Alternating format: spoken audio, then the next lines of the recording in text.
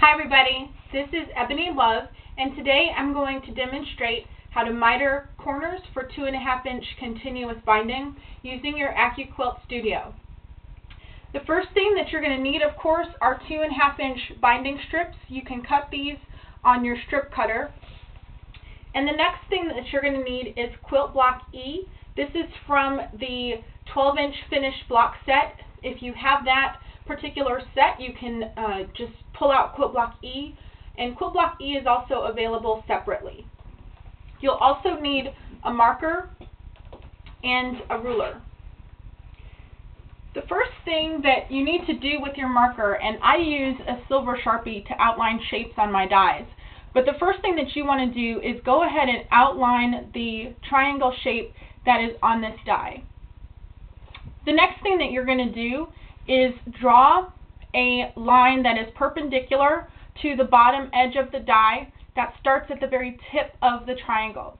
If you were to measure from the bottom of the die to the top tip of the triangle, it's about 2 3/4 inches. So if you just align your ruler at the 2 3/4 inch mark and snap a line there, you'll get a straight line across the top. The next thing that you need to do, and this is really helpful to make sure that you are cutting your strips correctly, is to go ahead and mark on the die which side of the die you're going to be using for the mitered corner. And so this is facing you, so you're going to draw this on the right side of the die. I marked this with an M for mitered corner and drew an arrow to show the direction that the full length of the fabric should be facing, so that when I lay my pieces on here, you're going to see that form the mitered corner. Now I'm going to stick a couple of pins in here because I want you to be able to see how this strip is going to fit in here for the mitered corner. So what I've done is I've placed a pin at the very top of the dog ear on the triangle and at the very top point. So you can see here, this is the shape that we want for that mitered corner, right in here. Now next, with your strips, you're going to want to fold these a certain way.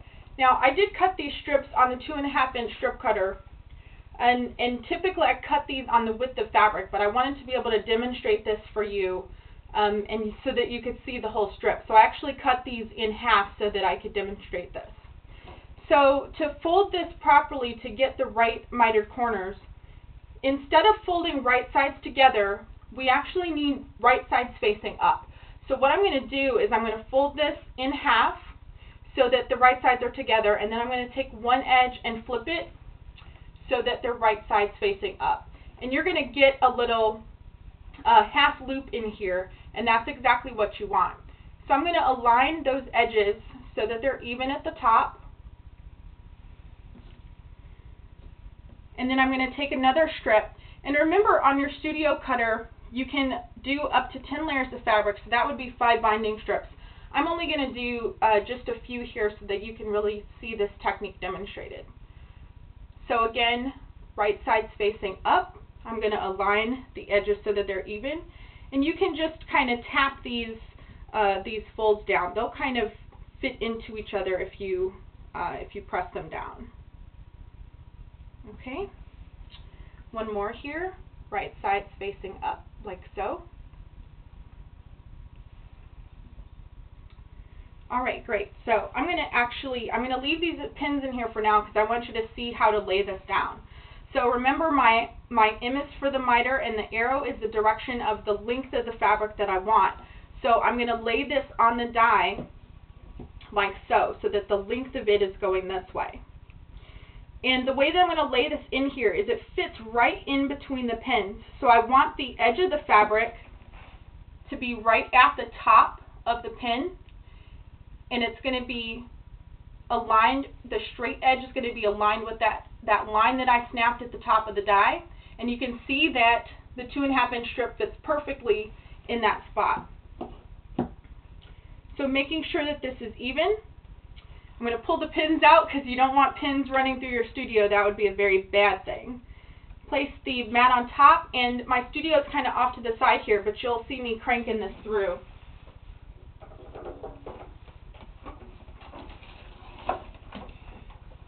Alright, so I've cranked that through, and so now I can pull this off. You can see that I have a mitered corner. And now to attach these, so if I pull this out, you can see that I have mitered edges and they're facing opposite directions. If I laid that down, hopefully you can see they're facing opposite directions. So now to do this, I need to line these up. I need to take two strips and put them right sides together so that the mitered corner goes this way. So this is how you would align these to go into the machine, and I'm just going to place the pin this way because I want you to see that if I stitched a line this way, there's my continuous binding strip, and I can just continue going that way by laying these strips down and continuing that way. So, all right. And that's how you make continuous 2.5-inch binding using your AccuQuilt Studio. Thanks so much. Have fun.